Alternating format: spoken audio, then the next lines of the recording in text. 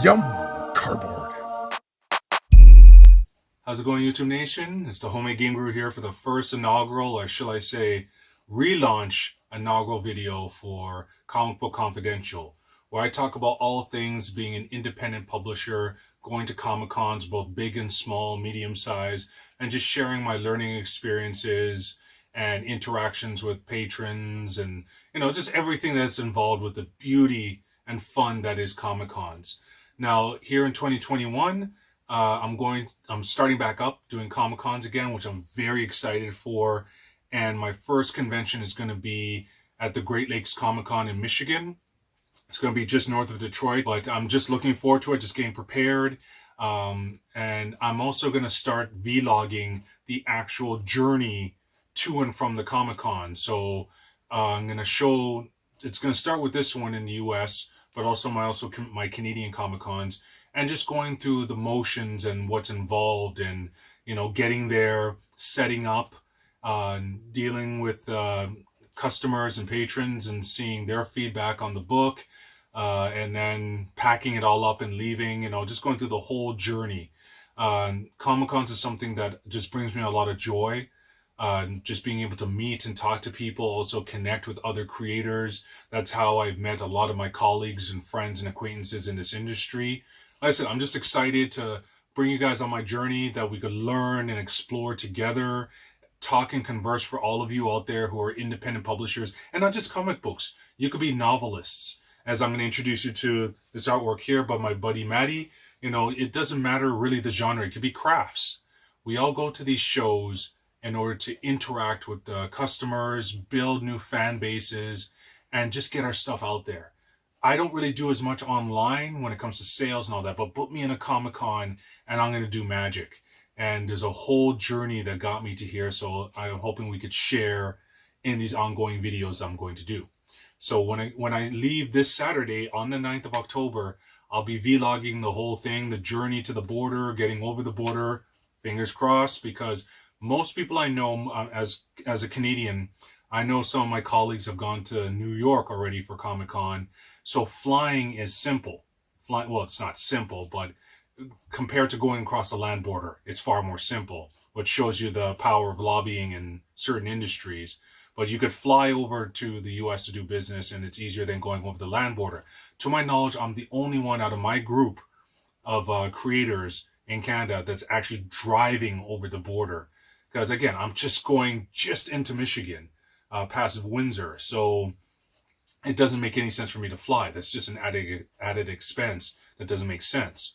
So I'm looking forward to sharing that and, letting you guys know what it's like. Even if we don't get across, let you know what this journey is going to be like and see how it goes. But we'll get to that when we get to that. In this video, I want to talk about displays. More importantly, displays that go behind you. When you go to con, and many of you who do this, you know that you have your banners behind your table in Artist Alley, or if you have your own booth. And when I first started doing this in 2016, again, going in wet behind the ears, I was a noob. I had no idea what I was doing. I went in with just my table with the cloth, the draping over it, and just my stuff on top of the table. I did not have anything behind me. The only thing was behind me was the back of the display of the person behind me facing the other direction. So on my first day of Fan Expo, which was the first Comic Con I did, I went to the Canada's largest Comic Con to get my feet wet in this industry. And I noticed right away, it was Friday, so lucky it wasn't the busiest day. The weekends are the busiest day. So I went on the Friday, just wasn't getting traction, but I noticed that when people walk by people's tables, especially in Artist Alley, they're looking straight. They don't look down, they look straight. So they're looking at what's behind you. They're looking at you and any graphics that's around you or behind you. And I'm looking around realizing like, oh my God, I'm the only one here who does not have anything behind me. I do not have any displays. And I did not sell a single thing that Friday. So I left the convention early. I went home and then I pulled an all-nighter and I made a cardboard display.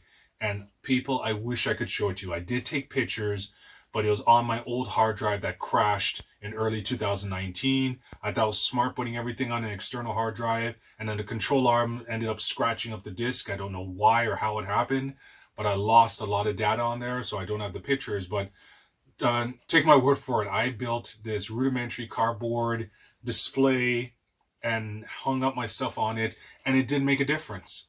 People started noticing my stuff, and I learned a very valuable lesson right there and then on day number 1 of my convention, going into the end of that 4-day, I should say, convention.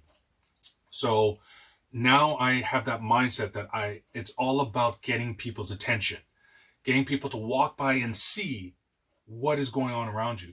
Now, most people do banners. It's the simplest thing to do. But during this pandemic, I've been thinking and contemplating about how my banners will get people's attention. Am I going to just do those pull-up banners that everyone does? And yeah, just to keep things square, I do have the table banner. So I have the banner that I put in front of the table at the bottom.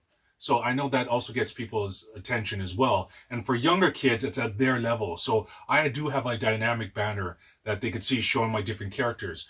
But when it comes to the banners that are behind me and my height at 6'4", I want, and even higher, I want it to really grab people's attention. So for this show, my first show, this 1-day show, where I only have one 6-foot table, so I'm not going to go over the top. But what I did is I made, using my cardboard crafting techniques, I hope the glare of the light above me won't cause this, but this is the kind of stuff that I made. So my buddy Matty Silver, he has his own horror novel series, and so he has this wicked cover, very simple, but very dynamic and powerful. So I made a 3D hand sticking out, plus the Oculus symbol here sticking out as well, reaching towards it. So we're going to have that on these very tall wood posts that I made that are my height. They're 6'4", and I have a string on the back of these that they could be hung up on them. So when people walk by, they could actually see it on his side of the table. So let me just put that down without damaging it. And then here, from my graphic novel, Paper, Rock, Scissors, and Stuff Wars. This is my baby. So again, try to angle it where it doesn't get glare, but this is my cover made by George. I'll put his link in the description area. He's a cover for a heavy metal magazine. You know, he's done such amazing artwork. His artwork's gorgeous. And he did an amazing cover for me. So this is the cover of my trade paperback for Paper, Rock, Scissors, and Stuff Wars number 1 to 4. So I had to take this out of all the variant covers and all the covers that were done and make this into a 3D cover. So this one comes out 3 levels. So there's the back, there's the Paper Lord and everyone else, and then Scissors and Rock that stick out another level.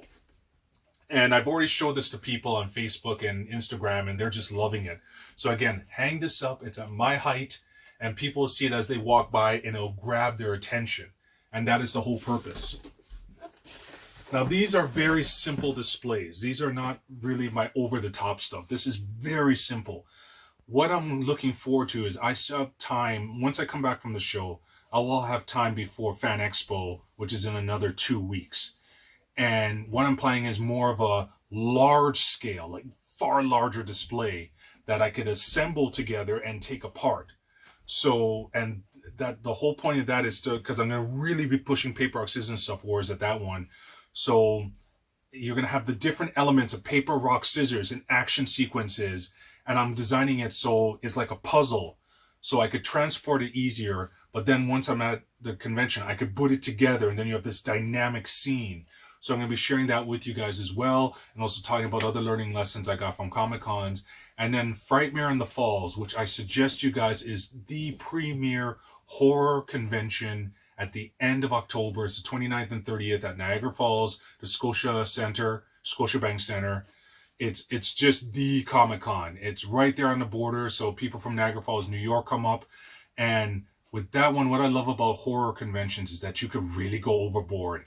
And the gorier, the more dynamic, the better. So I have a crazy board game concept that I'm planning to do, plus a posable, movable Freddy Krueger. Again, I'm going to share this all with you guys. This is all part of my journey. And yeah, and again, if there's anything you want to talk about when it comes to Comic-Cons, lay it on me. This is about discussion. This is just not about me talking or bragging or any of that kind of stuff.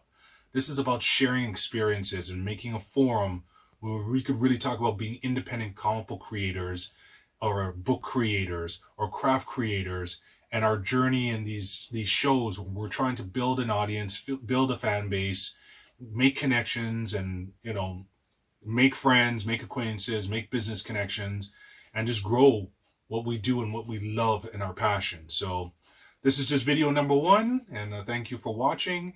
And yeah, more's coming, and the journey to the Great Lakes Comic Con begins. You guys take care. All the best. Stay safe out there.